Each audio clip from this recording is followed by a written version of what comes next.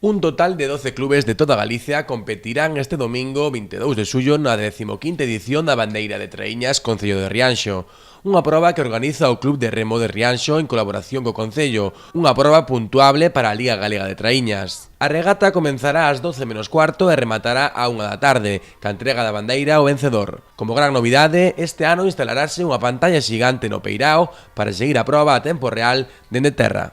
O campo de regatas de Rianxo dá gusto velo cando hai competición, dá gusto ver pois xa os adestramentos das propias traíñas de Rianxo e cando máis, pois tamén cando se viste de gala nunha xornada tamén importante este fin de semana, como é o domingo, donde tamén se celebran varios eventos na nosa localidade. Un recorrido de máis de 5.000 metros en aguas da Enseada de Rianxo, no que o Club de Remo espera acadar un bo resultado.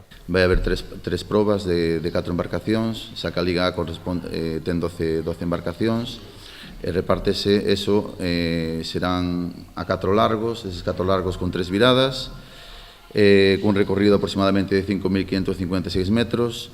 Eso é máis ou menos o que vamos a facer, levar a bandeira, como dixo Adolfo antes, un pouco aquele equipo que menos tempo faga ese percorrido. Nós vamos a salir a por ela, pase o que pase. Nada, simplemente eso, que nos gustaría a todos moito que estuvera o muelle cheo o domingo, porque para nós ver a xente do pueblo animándonos é o que máis nos vale. Destacar tamén que os vindeiros 4 e 5 de agosto o Club de Remo de Rianxo organizará a Festa do Mesillón, co fin de exaltar o produto e recaudar fondos para o club.